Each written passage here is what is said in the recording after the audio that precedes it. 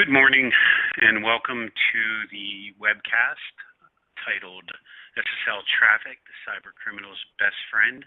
My name is Darren Colson. I'm the VP of Emerging Markets at Bluecoat.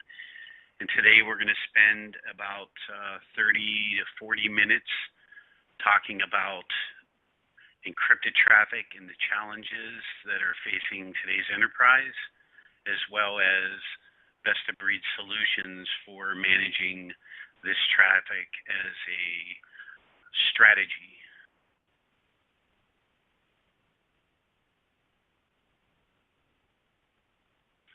So to start, let's talk about the problem statement.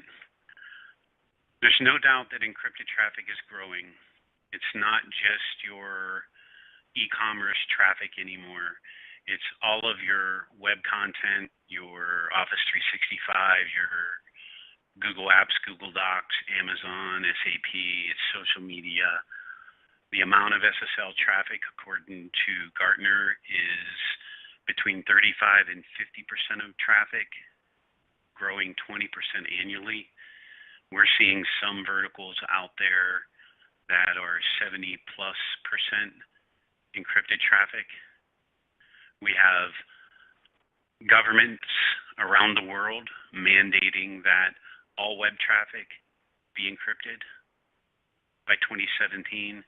Even the French government has put out mandates to talk about policies and guidelines for ensuring not only encryption is strong, but you have a strategy in place to inspect this type of traffic.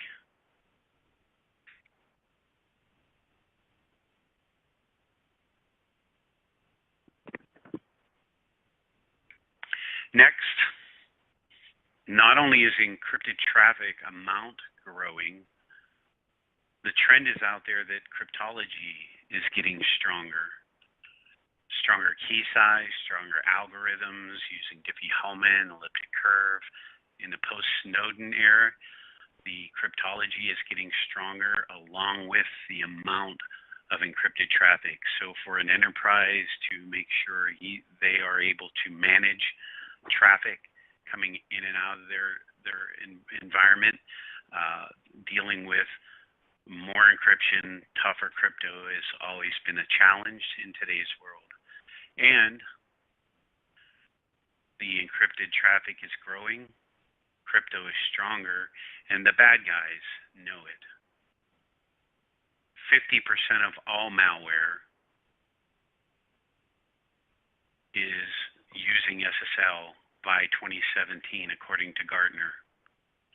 We know from dealing with advanced threats that nearly all of the advanced malware packages, threats, are using SSL as their way to sneak in and out of the network. Nearly 100% of command and control rotates through some port of SSL as a way to sneak in and out and communicate back home.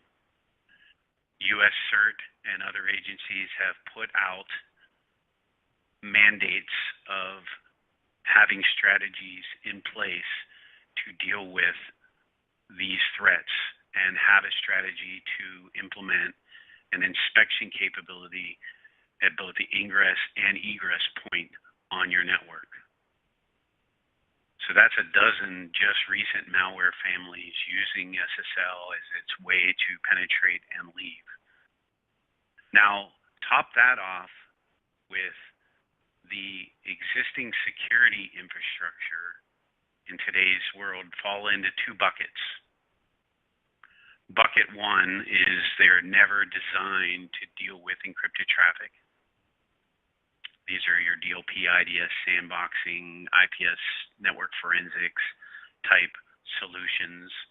Or the bottom bucket, they are a tool that's in your network that has some ability to deal with encrypted traffic, but the challenges at the bottom half are they come with a cost.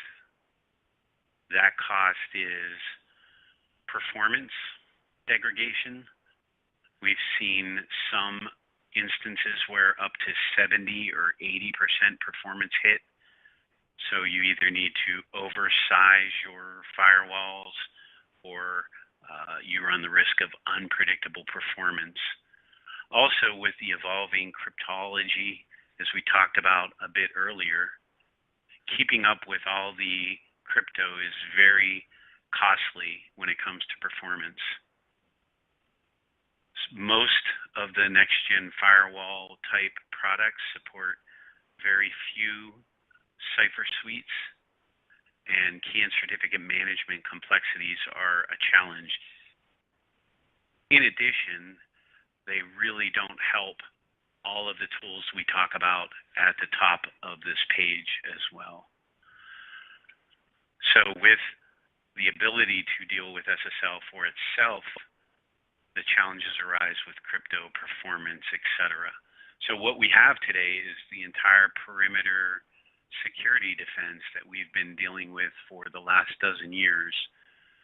The encrypted attack channel is being utilized to just go right under the security stack.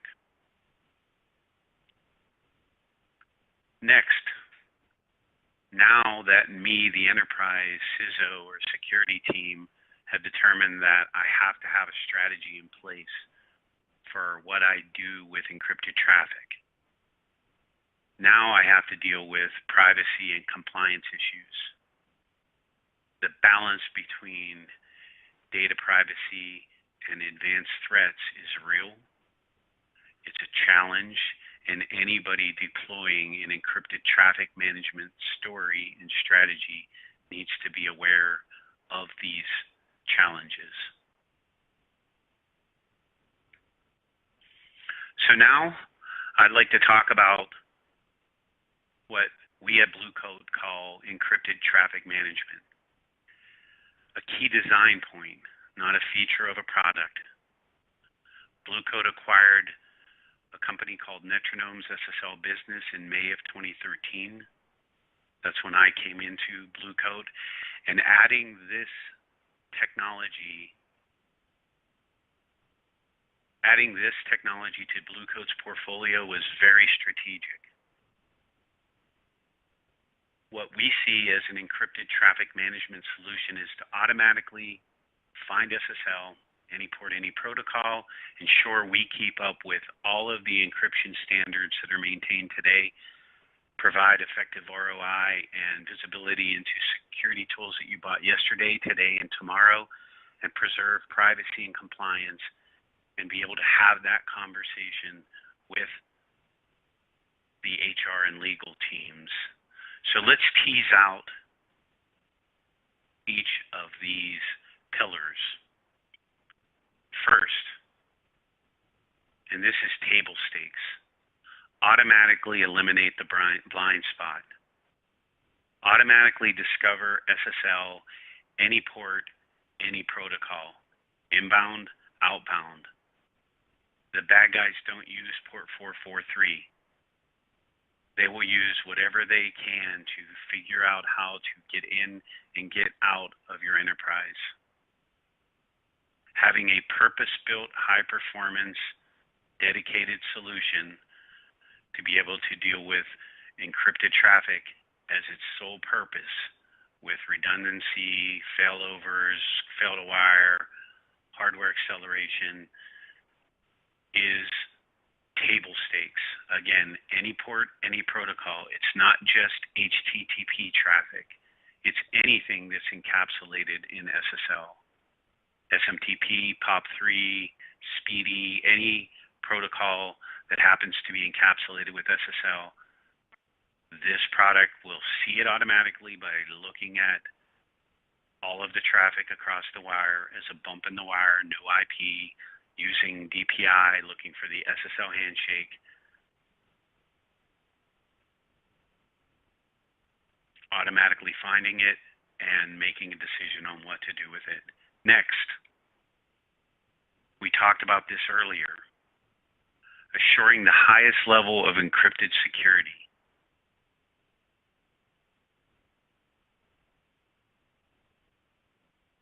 We know that crypto standards are increasing. Today, we support over 70 plus cipher suites. and new cipher suites that are added on a daily, if not weekly basis. We have to be able to support these different key exchanges and ciphers that are floated out there. We believe in maintaining end-to-end crypto. If the client and the server negotiate that they want to use ECDHE, for example, we support that. We do not downgrade cryptology because my solution goes slower when using that.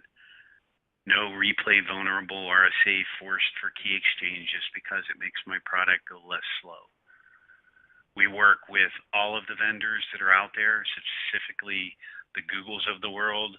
We monitor that every day. We look for experimental TLS sessions that are happening, and we find a way to work with that to allow our enterprise customers to make decisions on exposing the content to the security tools. Next, and probably the easiest,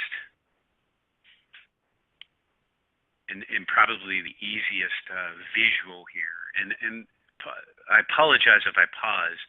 There are 3,500 people watching this right now, and the question window is going as fast, and I keep getting distracted by it. So I am going to continue to present, and it'll probably take 20 minutes, 25 minutes to go through it. Then I will go back through the questions. For me to stop and look at them as fast as they're going is going to be a challenge. So the good news is we do have 3,500 people watching this live. I'm going to continue on right now.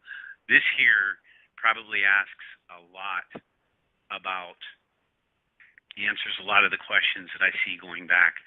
This product is meant to sit in line as a layer 2-ish device, and sole purpose is to deal with encrypted traffic at one spot, decrypt once, feed many.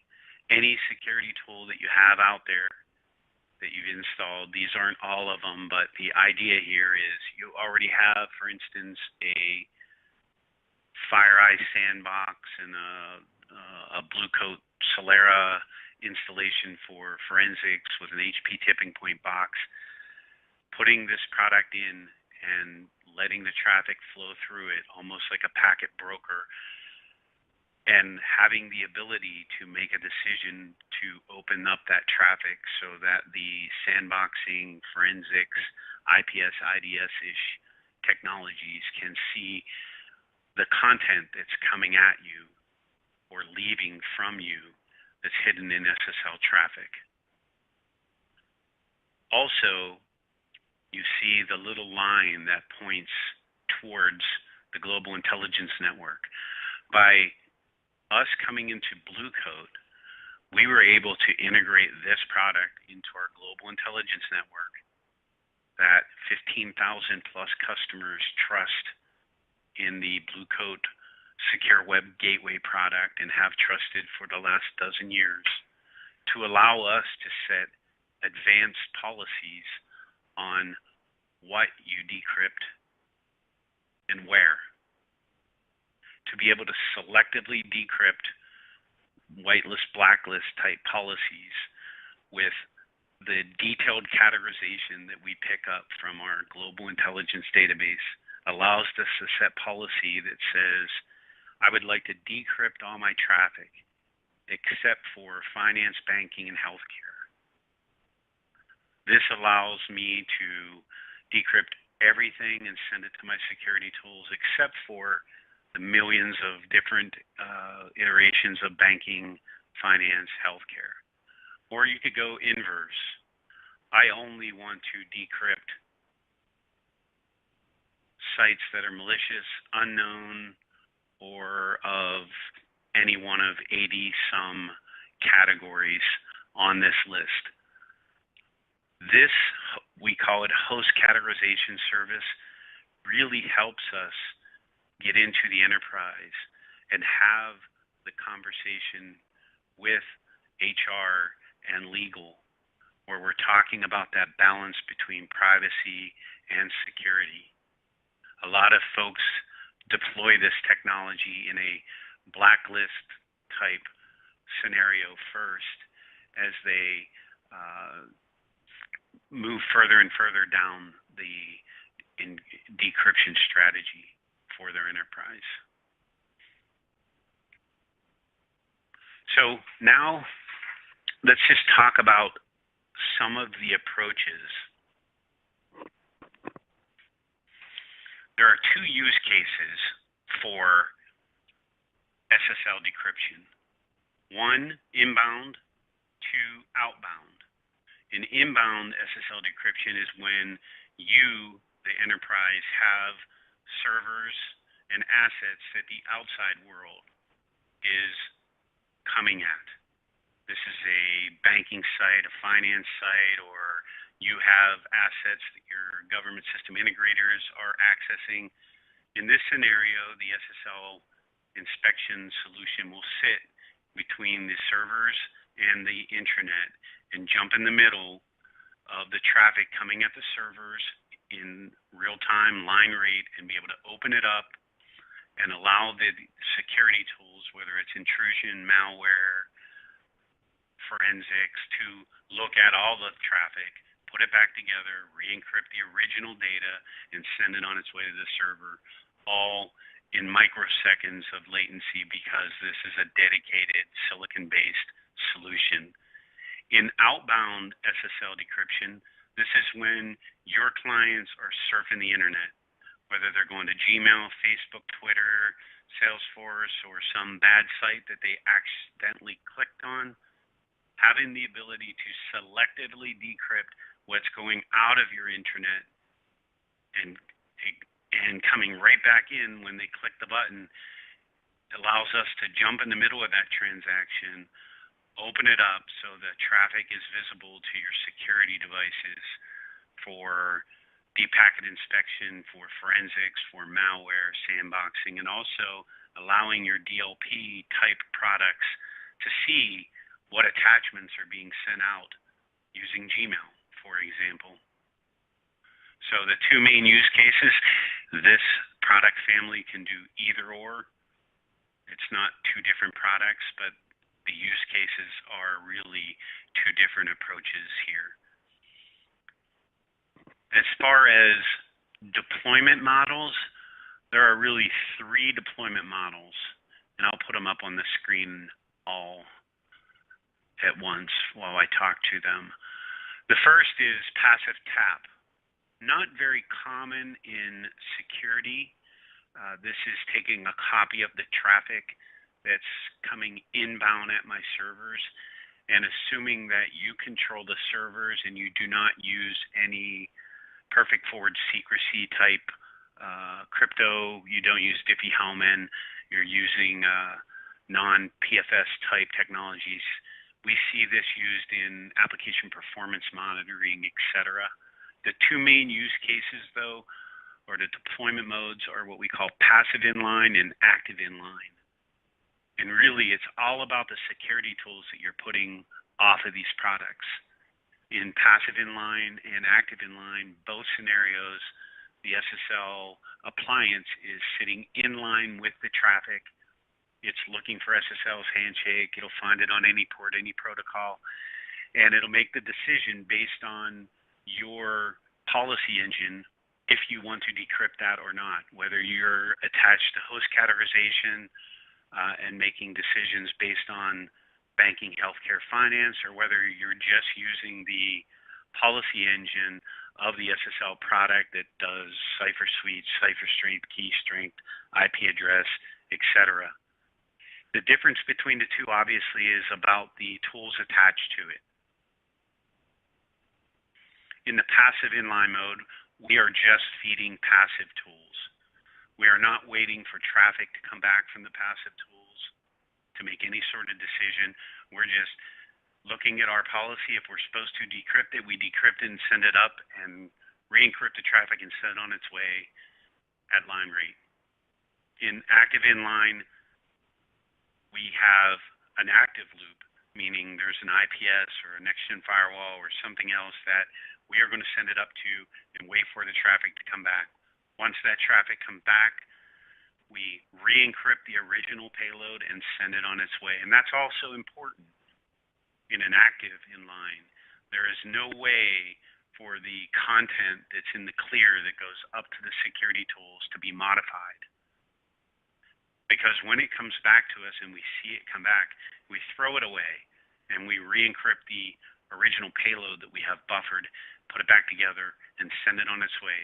It allows security tools to take a quick look at what's coming at them and ensures from a compliance standpoint that there's no way the content can get altered.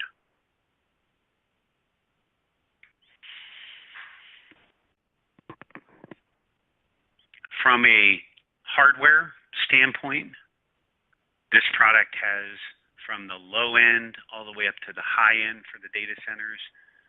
The low end boxes are about the size of a cable modem. They're for small branch type locations. The higher end boxes are modular. They scale to the largest networks in the world. We have these products deployed in. The high end boxes are modular, meaning they accept net mods like copper, fiber, long reach, short reach, so people can start with 1 gig interfaces and move to 10 gig as their network grows. The ability to have multiple segments, and you could grow into multiple segments as you go up in the model numbers.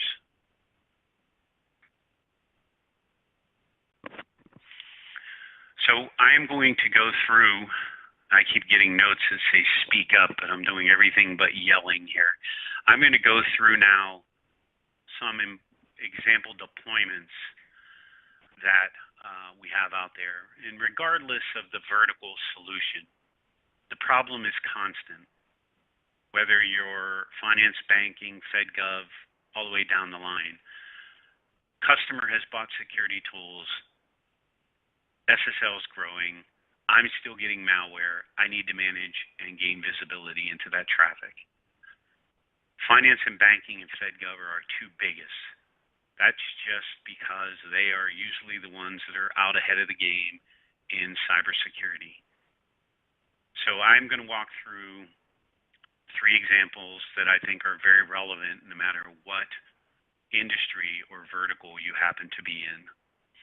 First example is common, an IPS refresh. This happened to be a global financial services firm. Again, it doesn't matter what vertical it's in. These are all the same story. They had an IPS infrastructure. Their business model is all web access, all web clients providing financial services offerings. They had 70+% of their traffic was encrypted. And internally, they started moving to Office 365, web apps, and everything. So their IPS infrastructure that kept them going for the last 8 or 9 years was in dire need of having something that allowed them to get to see all of the traffic coming in and out of their data centers. So they had a bake-off of all of the IPS next-gen firewall vendors, and everyone showed up, your Palos, your HPs, McAfee, Tipping Point, the whole 9 yards. 3 out of the 4 vendors that were brought Blue Coat along with them. So we became the standard in which they performed their IPS refresh. They were able to put our product in line and do a bake-off between the top 4, and they narrowed it down to the top 2. And it turned out we won that opportunity and allowed that customer to deploy. In this case, it was the Cisco SourceFire IPS, along with their FireEye solution that they already had deployed here. At that point, we were able to roll out 25 of these boxes to their North America data center. We're rolling out global data centers, and we have a very satisfied customer that security posture will scale as his traffic and crypto starts to get stronger along the way. Next, I talk about a very large, we'll call it Fortune 20 here, company, massive company that a year ago before shopping season, they realized that their infrastructure, they have HP Tipping Point, NetWitness, FireEye, they were getting malware, they were getting attacks. They spent months trying to design a offload back-to-back solution using F5 as their offload boxes. It was very complex. It never got off the ground. Their HR legal would not allow the decrypted zones to be in the clear. We were able to come in just 3 hours, 3.5 hours, put the product in, bump out the HP Tipping Point box, send a copy to NetWitness and FireEye, and hook into host categorization and talk to the legal team about how we can decrypt traffic going in and out without doing personal finance, banking, and healthcare sites. It was a very quick sales cycle. It was less than 60 days. The POC, in this scenario, a POC of this type of product, you could show the value in the first 15 minutes of turning it on. You couldn't see traffic. Now you can see traffic. And this is one of the biggest companies on earth, and they were able to see the value of turning this product on in a very quick time. We've now added to data centers 5, 6, 7, 8 this quarter, and this opportunity continues to grow. So regardless of the size of the company, the size of the security team, it's still the same solution, the same problem statement. And next, last example here, I call this the next gen, sometimes all-in-one isn't all-in-one story. This is a regional bank. It's a national brand. They have 1,000 server infrastructure supporting 8,000 employees, so it's not a small company by no means.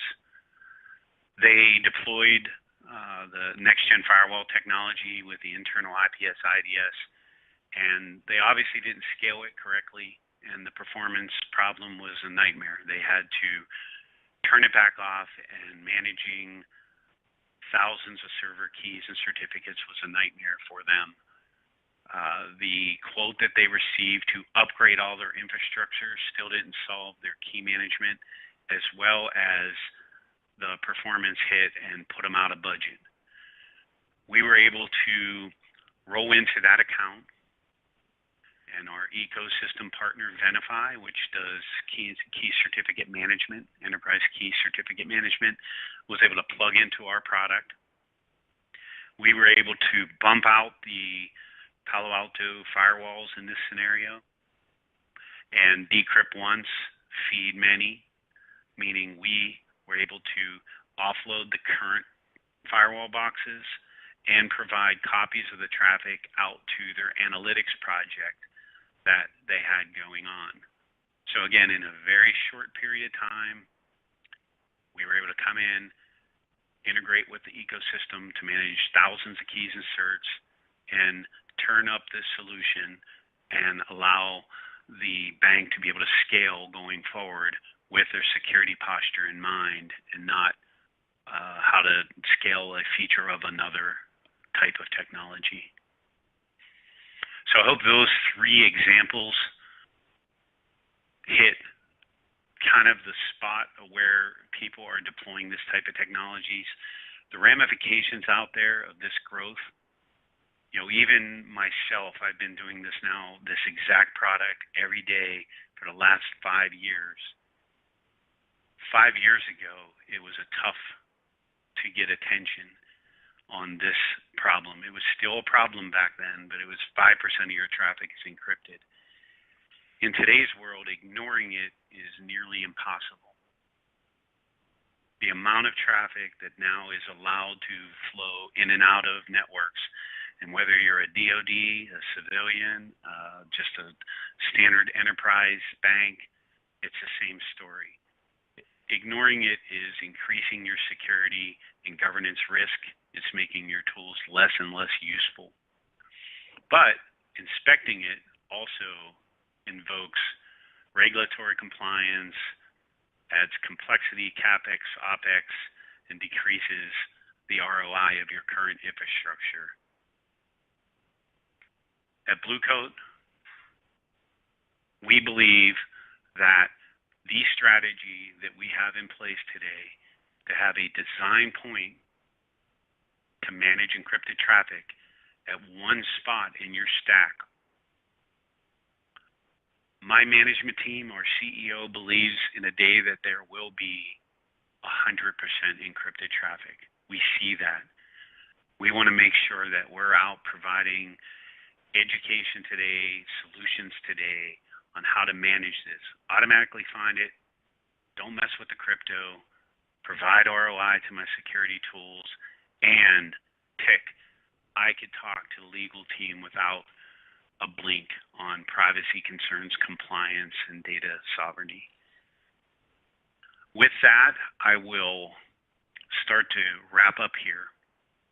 And one of the links that I see 500 plus people have already hit is a really nice e-guide that's out there, an encrypted traffic management e-guide. It takes about 5 minutes to click through. It's a cool asset that's hosted out on Blue Coat World, but it walks you through everything I talked about today. Along the way, there's little pop-ups that you can pull data from Gartner, and at the very end, there's the ability to download white papers, briefing sheets, third-party assets, etc. I'd like to thank you for your time. My name and contact details are there on the screen if you need to reach out. I'm going to try to scroll through some of the questions here. It may be hard because there's hundreds and hundreds of questions here. Anyhow, the questions I believe I've covered for the most part, a big majority of the questions. So with that, I am actually going to wrap up the call. Again, from a standpoint, encrypted traffic management is key to any network security infrastructure in today's world. We're seeing hundreds of customers every month turn this type of technology on. We thoroughly believe that this will continue and continue to growth, and we would like to thank the 4,500 and some views of this that are happening right now, and the almost 1,000 link hits on the link from the customer there. I would like to let you know that I will peruse all the questions. I think this is going to be recorded and available to replay. I've been told I have 30 minutes left here, so I will, if folks like to stick around, I will go through and try to pick a few copies of or a few of these questions up. There's a couple there. Can we get a copy of the PowerPoint? Write down my email address. I'll find a way to get you a copy of it. Thank you. Price of solution. The price varies. Let's see. Well, a lot of them. A lot of questions are about, can I download this? I have a couple questions about F5. I don't know the answer to, do you get credit? Maybe Tatiana could answer me in my presenter chat window. I'm not sure how to answer that question. How many guys had a bill out of F5? Yeah, there's a couple here that say, if system administrators can decrypt traffic, then why should traffic be encrypted in the first place?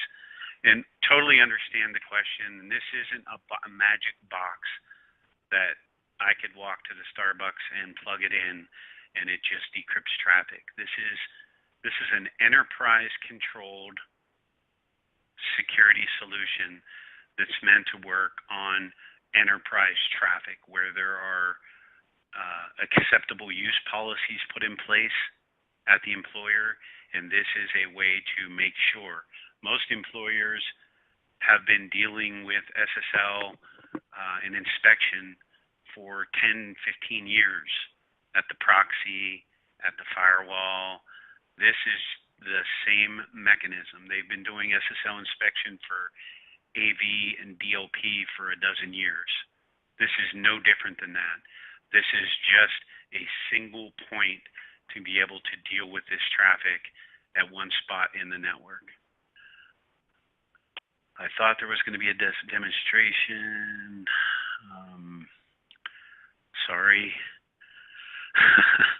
Funny, we're using Flash plugin. I'm trying to find I'm trying to scroll down through and yeah, there's some. Is it I have a small office with only 15 people. Is it worth doing this? Again, it's all about the data itself. I've seen this deployment in law firms with 5 people, right? It's all about how valuable your assets are, how valuable your content is. And also, if you have deployed some sort of malware solution, whether it's from Blue Coat, FireEye, Trend Micro, Lastline, if you've deployed that and you know you're missing 40% of the traffic and you know the bad guys are using that 40% of the traffic, why would you not deploy this type of solution? I'm not able to... Wow, there's some very, very, very detailed technical ones that may be above me, but I'll let them go. We have a pan, social, block out. Yes, is it possible to feed the decrypted traffic to Wireshark? Absolutely. Is this suspect to a man-in-the-middle attack? This is a man-in-the-middle type technology. It's called an enterprise-controlled man-in-the-middle, meaning I can't do anything with this box unless I control one of 2 things. And maybe this will help answer a lot of the how do you do it questions. In any solution that's decrypting SSL, in any enterprise solution, whether it's a proxy solution, a next-gen firewall solution, a load balancer, etc., you control one of 2 things. You either control the browser for outbound inspection, meaning there's a certificate authority issued usually by the PKI infrastructure that's trusted into the browsers of your enterprise clients. Most people, that's mandatory when you get an enterprise laptop or you bring a BYOD device to work. That CA is trusted, is loaded on the SSL appliance and allows us to jump in the middle of that session selectively and be able to feed tools. Opposite direction on inbound, you have access to the server keys. You put the box server keys on the SSL appliance, or you integrate into Venafi or other key certificate management stores, and you're able to basically jump in the middle of traffic coming at you at line rate to see that there isn't any surprises in the traffic coming at me. Wow, there's 230 questions. Let's see. Is the presentation recorded? Yes.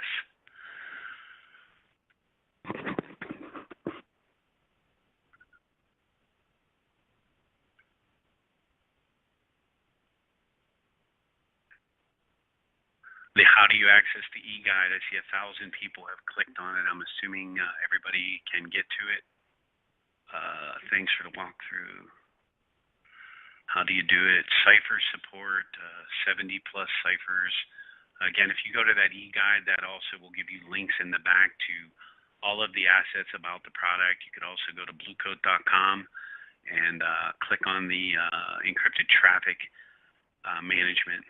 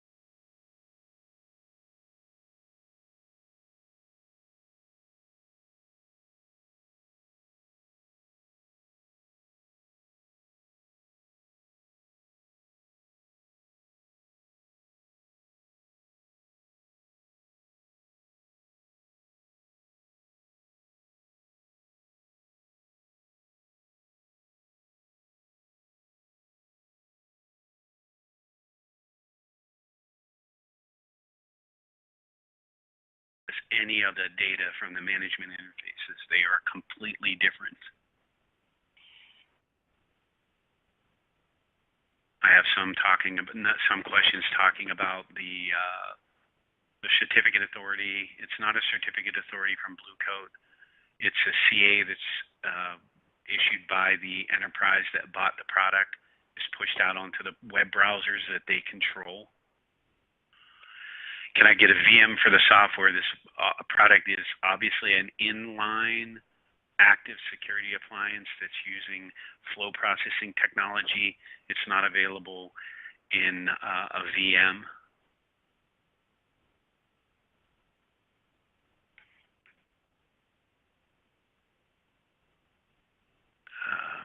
Yeah.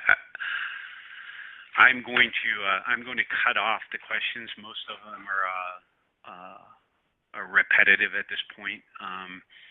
So I'm going to in a minute here. I'm going to end this presentation. I know we had an hour scheduled, but I don't want to continue to go over and over on the same questions.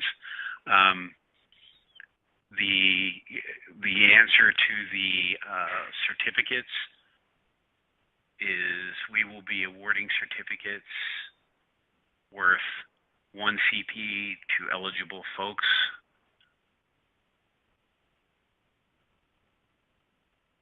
Another question I just saw that's common about decrypt once feed many options, and the question was regarding Gigamon in general. This product usually works with all of the packet brokers, whether it's Gigamon, NetOptics, Anui, which are now Ixia, VSS, which is now NetScout, I think. But this product either sits below or above a network packet broker that's already deployed to feed security tools traffic.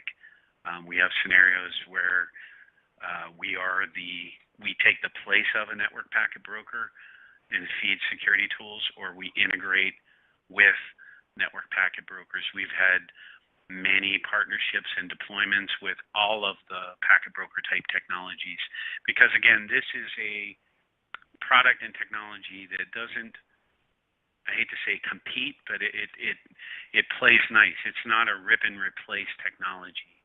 This is an additive to any enterprise to put in to add value to existing security tools today and in the future. So it's a nice strategy, a nice product, et cetera, to bring in.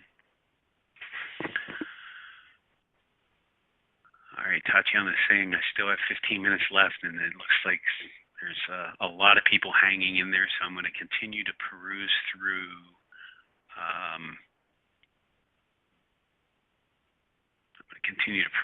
some of my questions here. This product is SSL, does not decrypt SSH. There are many technical reasons why that is the case. Usually SSH decryption that you can do is when you know certain things that,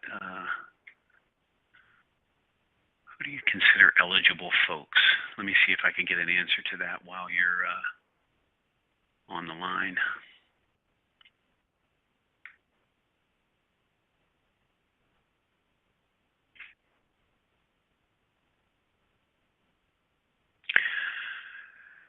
Go to the Cybrary live classroom page for more information about issuing certificates and side bites.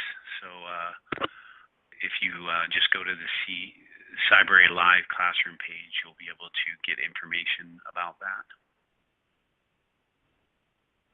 Part of my pause here, feedback for the team, Tatiana, my screen keeps locking up with the little beach ball every once in a while because I'm scrolling through questions.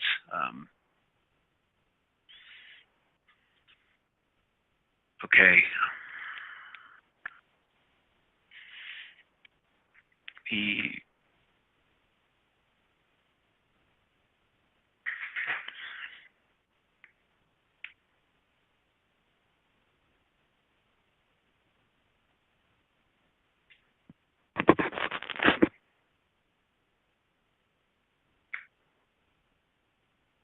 I'm still here. I'm waiting for my scroll button to reappear.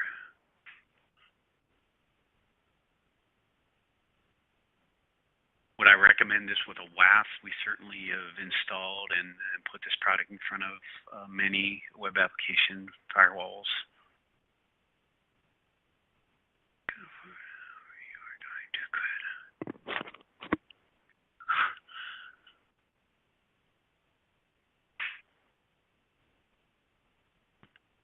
What if SSL provider is not valid?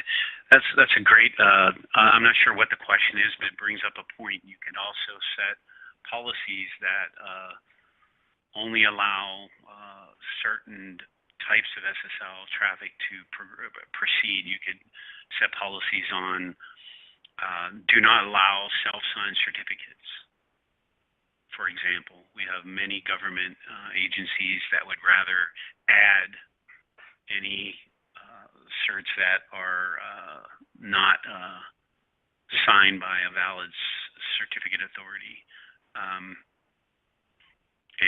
We also, I've seen a couple words, poodle and heartbleed there. We also, because this product is sitting in line and looking for SSL traffic, we are able to identify and set policy on heartbleed and those types of exploits. So you can imagine if you have thousands of servers and tens of thousands of employees and you're not 100% sure that you patched everything, you could set a policy up that says if you see heartbleed progressing, block it. I see another one on Let's Encrypt, orgs like Let's Encrypt. Again, that's just adding to the growth of SSL. And I did read an article just this week in the Wall Street Journal or somewhere where people are using legitimate Let's Encrypt certificates to do some exploits.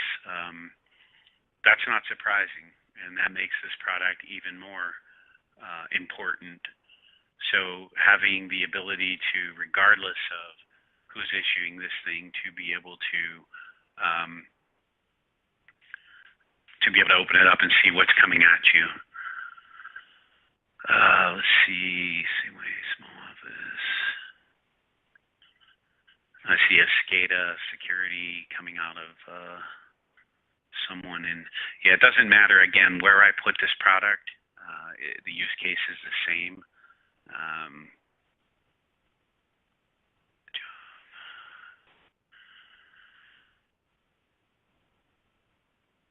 I also want to see you live.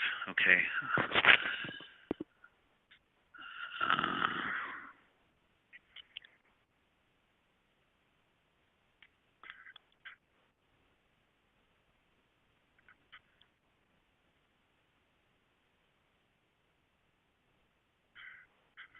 Somebody said I'm showing one picture for more than 10 minutes. It's because I didn't change the slide.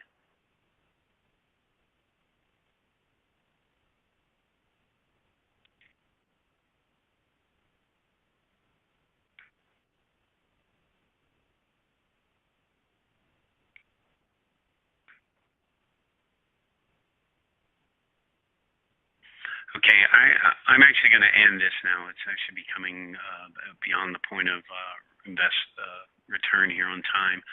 So I appreciate everybody's time. I thought this was a 30 to 40 minute presentation. We've been at it for 50. Again, great interest. I've seen a lot of people send me notes already. I've seen a lot of great feedback there. I apologize for any audio difficulties or if your question didn't get answered. It was overwhelming, the response today. This presentation is recorded, so I think you could go back and look at it over and over. So I'm going to hit the end presenting button here, and again, I appreciate everyone's time today. Please visit Bluecoat or send me an email or reach out to your local Bluecoat representative if you would like more information. Thank you.